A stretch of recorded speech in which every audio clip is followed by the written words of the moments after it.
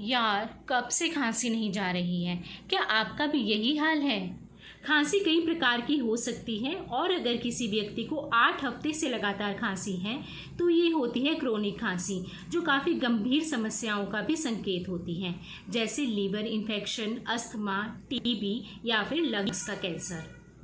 अगर बदलते मौसम में आपको भी वायरल खांसी और इन्फेक्शन जैसी तकलीफें ज़्यादा होती हैं तो इसे बिल्कुल नज़रअंदाज ना करें और तुरंत डॉक्टर की सलाह लें। मेडको द्वारा मुफ्त इलाज कराने के लिए आज ही हमारे हेल्पलाइन नंबर 8856988569 पर संपर्क करें।